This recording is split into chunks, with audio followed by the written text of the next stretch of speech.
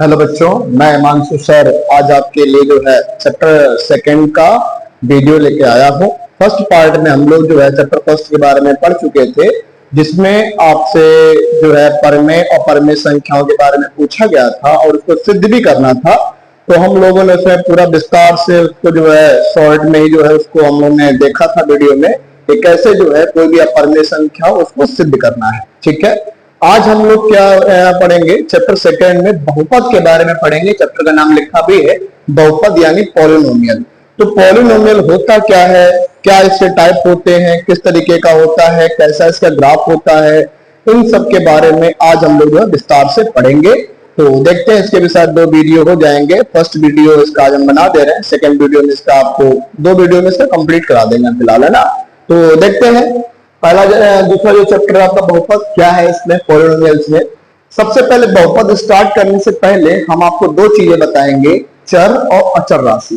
क्योंकि जो बहुपद होता है ना, चर और अचर राशि से मिलकर बना होता है। आपसे कोई पूछ दे कि बहुपद क्या होता है तो आप बताओगे ऐसा पद या मतलब ऐसा समीकरण जिसमें चर एवं अचर दोनों राशियां हो, उसको हम लोग क्या बोलते हैं, बहुपद बोलते हैं। और बहुपद कितने प्रकार का होता है, इसके भी टाइप होंगे आपके, 1 2 3 4 है तो बहुत से, लेकिन मेन जो है आपके सिलेबस में 3 तक ही बताया गया है। पिछले साल बाई क्वाड्रेटिक यानी जो है चतुर्घात के भी क्वेश्चन थे, लेकिन इस साल केवल जो है क्यूबिक पॉलिनोमियल यानी तृतीय घात तक ही क्वेश्चन कराया गया है। तो देखते हैं जरा, सबसे पहले बहुपद। बहुपद जो है दो राशियों से मिलकर बना है। कौन कौन सी? पहला है आपका चर राशि और दूसरा जो है अचर राशि से मिलकर बना है। चर क्या होता है आपको पता होना चाहिए, ऐसा समीकरण, ठीक है, जिसमें समीकरण या कुछ भी हो जिसमें आपके इंग्लिश के अल्फाबेट हो, मतलब A B C D etcetera यानी ETC, ये यदि नंबर आपके आते हैं किसी क्वेश्चन में ए से लेकर जेड तक कुछ भी, तो जितने भी आपके अल्फाबेट वाले नंबर होते हैं वो सब किस में आएंगे, चर में आ जाएंगे।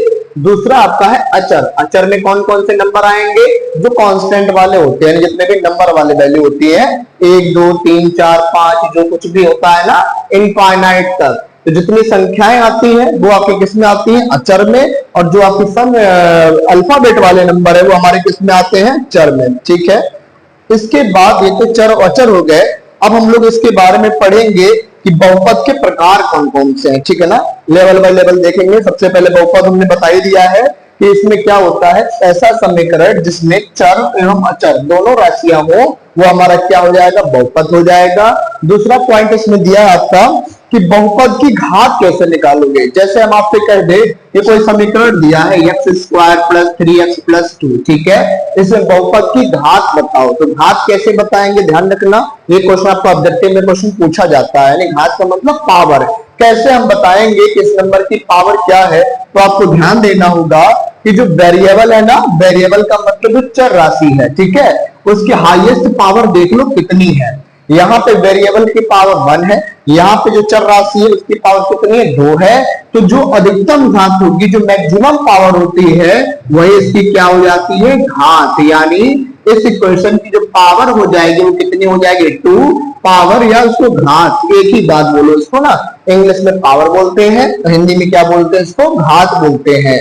तो कोई भी समीकरण आपको दिया जाए और उसकी आपको घात पूछ दे तो घात कैसे निकालेंगे, समीकरण में जो चर राशि होगी उसकी जो हाईएस्ट पावर होगी, जो बड़ी पावर होती है, वह उसकी क्या हो जाएगी, घात। 1 और 2 में कौन बड़ा है, 2 बड़ा है, उसकी घात क्या हो जाएगी, 2 हो जाएगी। ठीक है ना।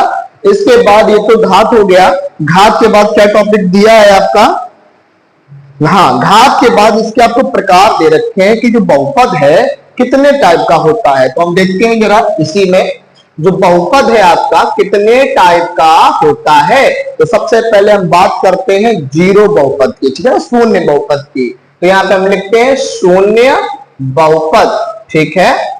शून्य बहुपद के बाद आएगा हमारा, सब सीरियल से ही है, शून्य बहुपद है। उसके बाद हमारा जो है अचर बहुपद है, उसके बाद एक पदी है, 2 पदी है, इस तरीके से सब आपके नंबर आएंगे। तो यहाँ पे आपको ध्यान देना होगा, एक मिनट को जरा, इसका डिटेल में ही हम बता दें, इसको हटा दें यहाँ से, ठीक है। तो आप लोग समझ ही गए होंगे। चलो अच्छा, हम आपको बताएंगे कि जो बहुपद है ना, दो टाइप से होता है। एक तो पदों की संख्या के आधार पे, एक जो है घातों की संख्या के आधार पे। तो सबसे पहले आपको हम बताते हैं कि जो बहुपद है पदों की संख्या के आधार पे कितने प्रकार का होता है। तो हम लिखेंगे यहाँ पे पदों की संख्या के आधार पे, पदों की संख्या के आधार पर, ठीक है ना। पदों की संख्या के आधार पर बहुपद कितने प्रकार का होगा। तो सबसे पहले हम बात करते हैं यदि टोटल पद कितने हो, शून्य हो ही ना, मतलब शून्य हो, ठीक है ना। हम लिखेंगे शून्य बहुपद के बारे में, ठीक है ना। आपसे पूछा जाए शून्य बहुपद क्या होता है, तो उसके नाम से ही आपको लग रहा है, यदि नंबर काउंट करने पे एक भी अवयव ना आए, मतलब शून्य नंबर आए, तो उसको हम लोग क्या बोलेंगे, शून्य बहुपद बोलेंगे। शून्य बहुपद का उदाहरण क्या हो जाएगा, ओनली जीरो, ठीक है ना। तो ऐसा बहुपद जिसमें संख्याओं की टोटल जो नंबर है उनकी जो संख्या है उसकी क्या हो, जीरो हो, तो उसको हम लोग क्या बोलेंगे, शून्य बहुपद बोलेंगे। दूसरा आपका है एक पदी, जिसको इंग्लिश में हम लोग बोलते हैं मोनोमियल, ठीक है ना। एक पदी या इसको हम लोग बोलेंगे मोनोमियल, ठीक है ना। इसमें क्या होता है, एक पदी के नाम से ही लग रहा है, ऐसी संख्या मतलब ऐसा पद जिसमें केवल कितनी संख्या एक हो, उसको हम लोग क्या बोलते हैं, एक पदी बोलते हैं। फॉर एग्जाम्पल कुछ भी लिख लो आप, 9 लिख लो या केवल x लिख लो या क्या लिख लो आप, 3x लिख लो, कुछ भी, ठीक है ना। यदि टोटल कुल कितने पद आपको क्वेश्चन में दिया जाए, केवल एक दिए जाए, तो उसको हम लोग क्या बोलते हैं, मोनोमियल, यानी एक पदी बोलेंगे। जैसे देखो क्वेश्चन में केवल 9 दिया जाएगा, आपसे कहा जाए जरा गिन के बताओ कितने पद है, तो आप बोलो केवल 9 है, यानी एक पद है। तो इस तरीके से आपका जो है यहाँ पे देख लेना आप, ठीक है ना। यदि काउंट करने पे टोटल एक ही पद आए, तो उसको हम लोग क्या बोलेंगे, उसको हम बोलेंगे एक पदी। तीसरा है आपका द्विपदी।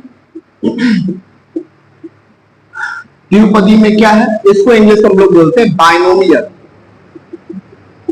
ठीक है।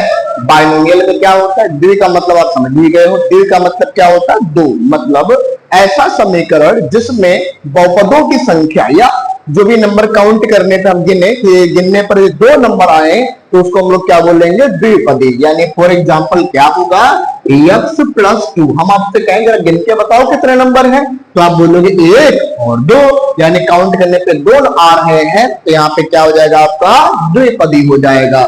एक और देख लो, यहाँ पे हम बोल दें 3x स्क्वायर प्लस 2x, हम कहें जरा गिन के बताओ कितने पद है यहाँ पे, तो आप बोलोगे 1 और 2, यानी 2 पद हैं यहाँ पे, तो उसको हम लोग क्या बोल देंगे, द्विपदी हम लोग बोल देंगे, ठीक है ना। चौथा है आपका त्रिपदी। त्रिपदी के नाम से ही लग रहा है, त्रिपदी का मतलब क्या होगा, 3, आई थिंक आप समझ ही गए हो। इसको हम लोग बोलते हैं ट्राइनोमियल, ठीक है ना।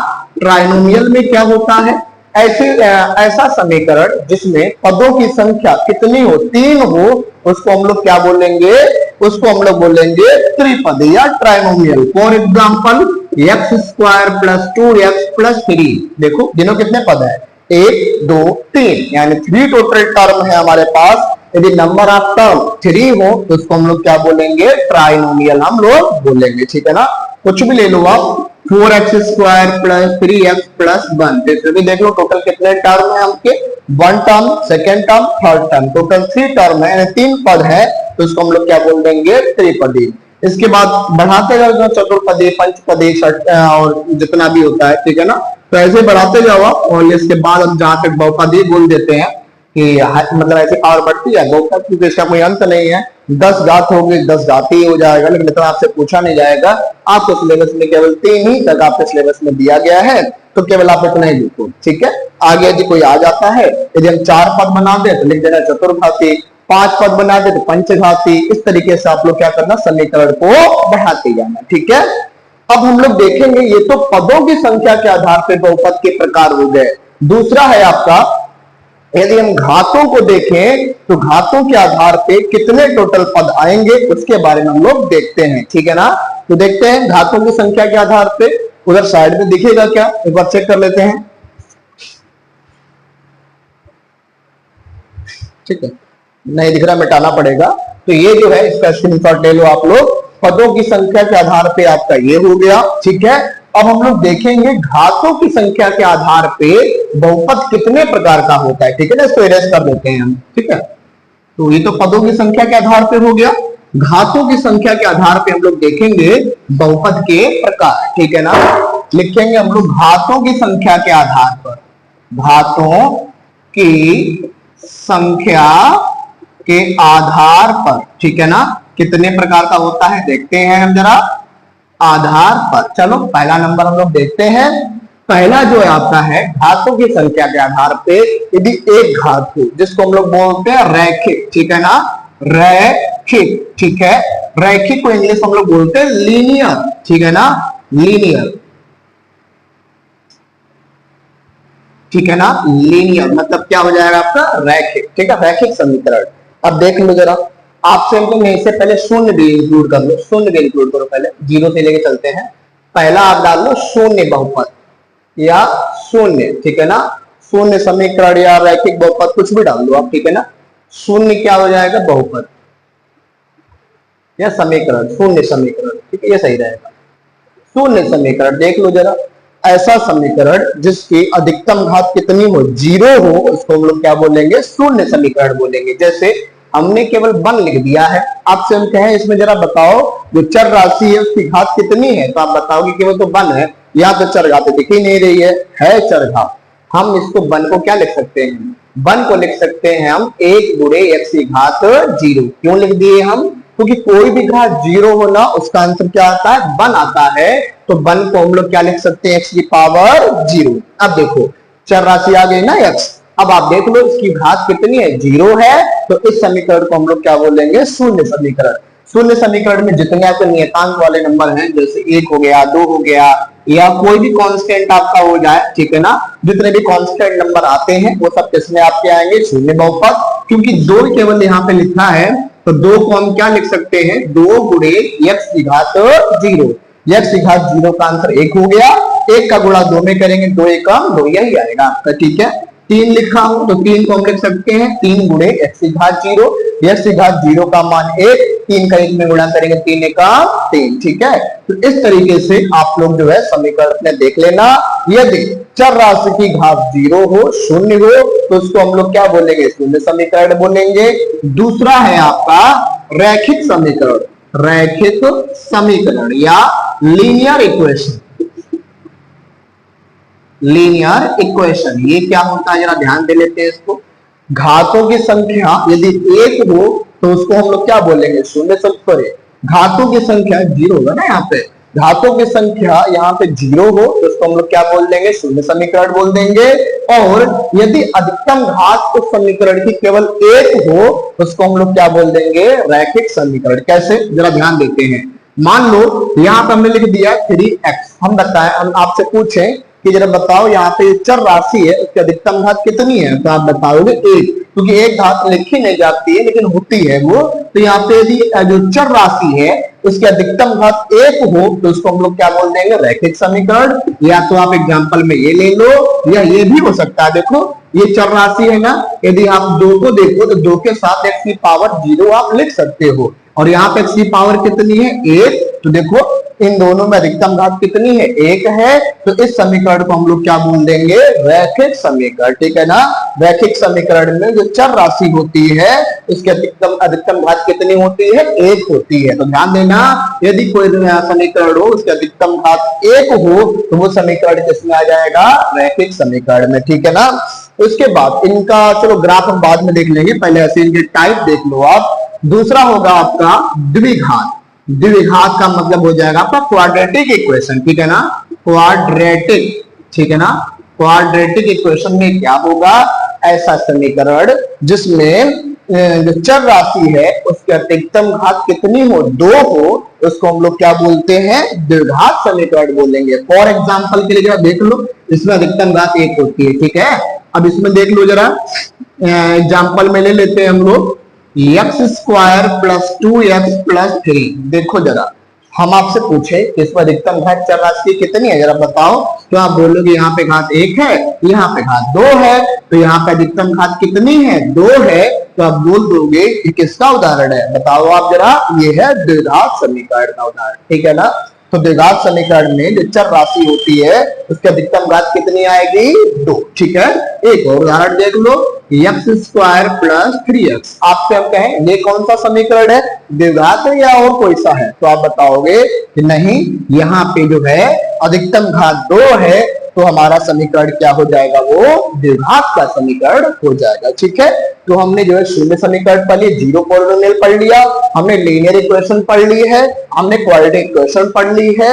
इसके बाद आपका आएगा क्यूबिक पॉलिनोमियल, यानी क्यूबिक का मतलब हो जाएगा त्रिघात समीकरण, ठीक है ना। इंग्लिश में इसको हम लिखेंगे क्यूबिक पॉलिनोमियल, ठीक है, या क्यूबिक इक्वेशन। क्या होता है क्यूबिक इक्वेशन, देखते हैं जरा।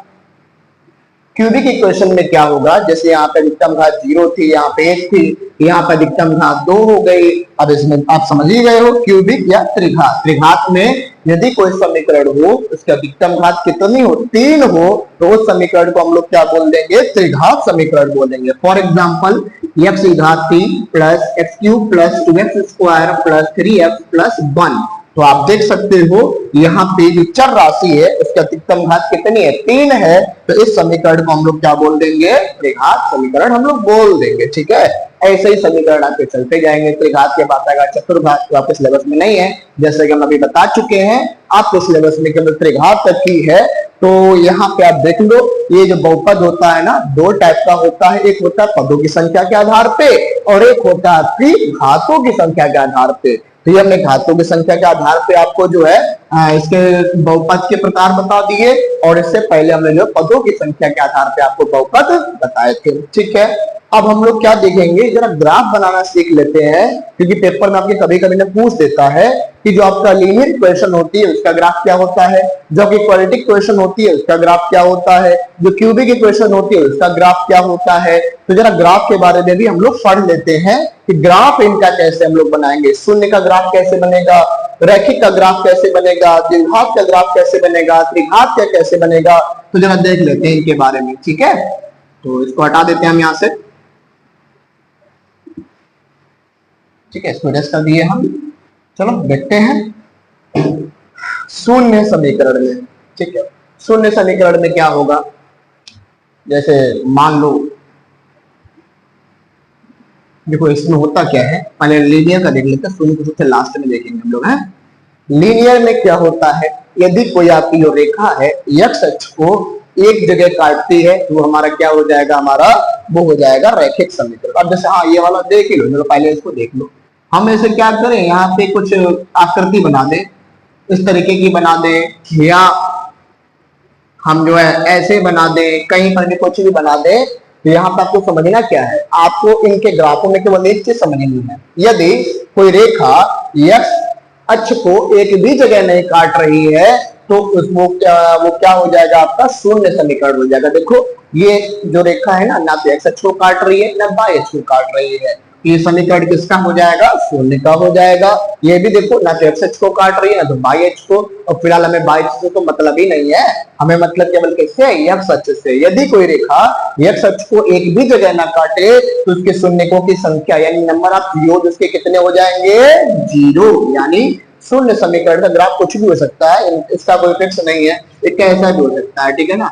ऐसे लाइन खींच दें, ये भी शून्य समीकरण का ही होगा, क्योंकि यहाँ पे जो है समीकरण जो है एक्स अक्ष को नहीं काट रहा है, तो इसके जो नंबर ऑफ शून्य आएंगे, नंबर ऑफ जीरो जो आएंगे वो कितने आ जाएंगे, 0। इसका कोई परफेक्ट नहीं है, वो कभी कैसा भी बन सकता है, ठीक है। लेकिन रैखिक वाला फिक्स है।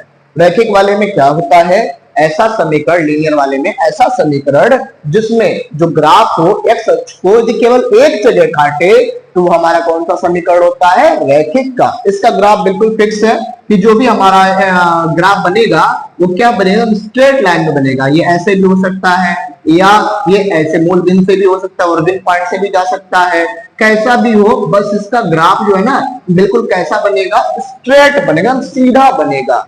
तो यदि कोई रेखा एक्स अक्ष को एक जगह काटे और वह जो है, नहीं ये तो नहीं काट रहा है, ये नहीं इसका होगा, ठीक है, ये इसको हटा दो, ठीक है, एक्स अक्ष को काटना चाहिए, ठीक है। तो यदि कोई रेखा एक्स अक्ष को एक जगह काटे तो उसके जो नंबर आप शून्य होंगे वो कितने हो जाएंगे, 0 हो जाएंगे। और जो रैखिक समीकरण का ग्राफ होगा वो आपका कुछ इस तरीके से बनेगा। ठीक है, ये रैखिक समीकरण का ग्राफ हो गया। ठीक है, तो ध्यान दे दीजिएगा।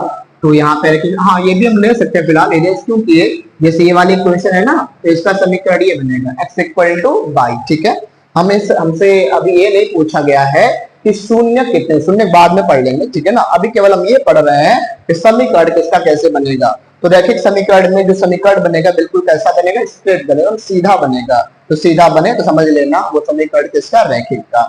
दूसरा है आपका, ठीक है, दूसरा है आपका द्विघात का। द्विघात में ध्यान रखना जो ग्राफ बनेगा हमेशा पैराबोला टाइप से बनेगा। पैराबोला का मतलब होता है परवलय। ये ऐसे भी हो सकता है, या ये वाला ग्राफ हमारा ऐसे भी हो सकता है, या कैसे भी हो सकता है। मतलब यदि किसी ग्राफ में यदि परवलय बने और एक्स अक्ष को वो काटे तो वो हमारा समीकरण किसका हो जाएगा, द्विघात का। ऑब्जेक्टिव में आपको पहचानने के लिए दे दिया जाएगा कि पहचानो ये जो है किस टाइप का समीकरण है। तो देख लेना यदि परवलय इस तरीके से बनाओ तो द्विघात का होगा। एक सीधी लाइन से खींची होगी और एक्स अक्ष को काटे, या सीधी स्ट्रेट लाइन खींची हो, एक्स अक्ष से मतलब है हमें, तो वहां पर समझ लेना वो किसका समीकरण है, द्विघात का। ठीक है, तो द्विघात में आपका जो है पैराबोला बनेगा इस तरीके से, और रैखिक में एकदम क्या बनेगा, स्ट्रेट लाइन बनेगी।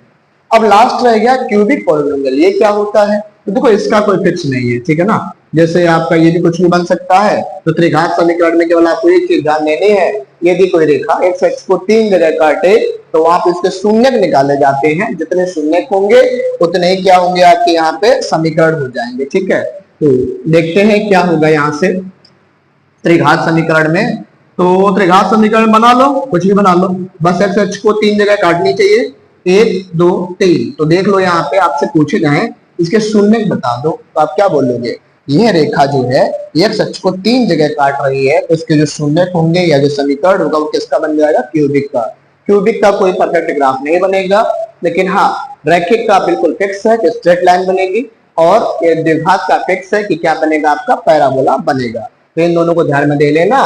और यदि क्वेश्चन में आपसे शून्य पूछे जाए कि कितने क्या शून्य होंगे, इसका भी हम लोग देखते हैं। तो त्रिघात समीकरण में कुछ इस तरीके से डिजाइन आपको देखने को मिलेगी। शून्य काउंट कर लेना, टोटल यहाँ पे कितने हैं, 1 2 3। तो 3 जगह काट रही है, ये किसका समीकरण हो जाएगा, त्रिघात का। ठीक है, इसका जरा देख लेना, ये क्वेश्चन जरूर इससे पूछा जाता है आपको ऑब्जेक्टिव में 1 नंबर में। ठीक है, अब हम लोग जरा वो पढ़ लेते हैं नंबर ऑफ जीरो, जो आपकी पहले एक्सरसाइज के पहले पार्ट में दिया गया है। तो देख लेते हैं कि यदि ग्राफ दिया हो तो उसका शून्य कैसे हम लोग पता करेंगे। ठीक है, इसको हटा देते हैं।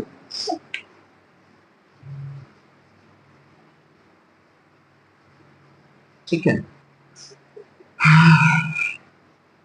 चलो ग्राफ दे दिए जाए, इनमें कुछ ग्राफ बना दे रहे हैं यहाँ पे।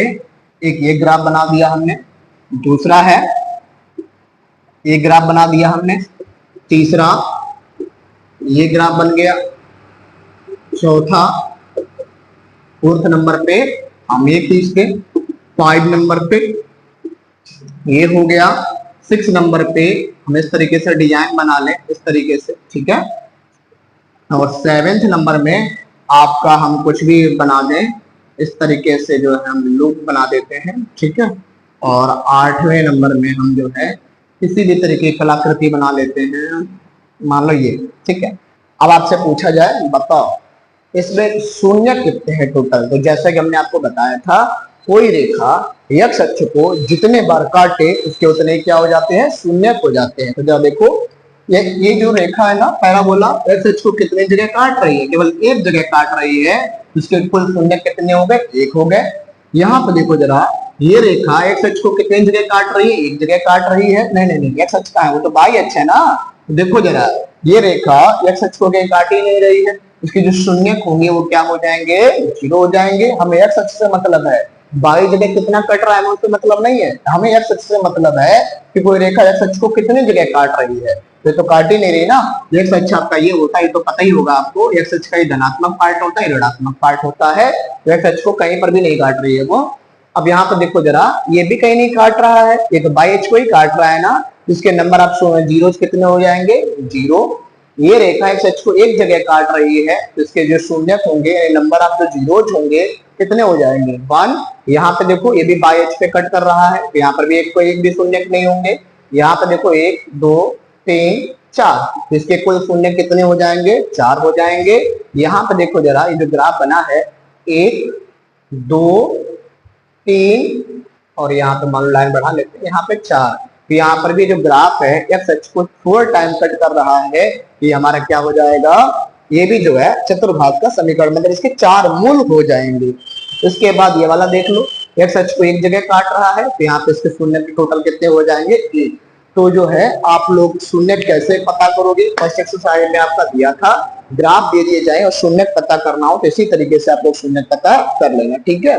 तो आज हम लोगों ने बहुपद के टाइप, बहुपद बनता कैसे है, ठीक है, बहुपद के दोनों प्रकार, घातों की संख्या के आधार पे और उनके पदों की संख्या के आधार पे, और जो भी यहाँ पे है उनके ग्राफ बनते कैसे हैं, जो भी आपको दिया जाए, शून्य बहुपद का ग्राफ, ठीक है, एक पदी यानी रैखिक बहुपद का ग्राफ, ठीक है, द्विपदी यानी द्विघात का जो है ग्राफ कैसे क्या बनेगा, त्रिघात का ग्राफ हम लोगों ने पढ़ा है। तो आज हम इतना ही रखते हैं। कल के वीडियो में हम आप लोगों को बताएंगे शून्यों का जो योगफल होता है ना, अल्फा प्लस बीटा वाला, वो कैसे निकालते हैं, समीकरण कैसे बनाएंगे, यदि आपको मूल पता हो तो सारी चीजों के बारे में हम लोग जो है कंप्लीट सॉल्यूशन कल की वीडियो में पढ़ेंगे। आज की वीडियो में केवल हम इतना ही रखेंगे, ठीक है। तो ग्राफ और इसमें बहुत सी चीजें हो चुकी हैं, सेकेंड पार्ट में सारा आपका कंप्लीट वीडियो में आपको प्रोवाइड करा देंगे, ठीक है ना। Thank you. जो और वही हम बात लास्ट में भी कहेंगे, जिन बच्चों को कोई भी प्रॉब्लम हो मैथ में, नंबर हमारा थंबनेल पे लिखा हुआ है, उस पर आप उस क्वेश्चन को लिख के व्हाट्सएप कर दीजिए। आपका सॉल्यूशन जो है हम वीडियो बना के या कैसे भी आपको जो है प्रोवाइड करा देंगे, ठीक है ना। Thank you. चैनल को सब्सक्राइब कर लेना आप लोग, जिससे जो भी वीडियो का नोटिफिकेशन हो हमारा तुरंत पहुंच जाए आप लोगों के पास, ठीक है। और कोई भी दिक्कत हो मैथ से रिलेटेड तो आप लोग व्हाट्सएप करिएगा हमें। Thank you.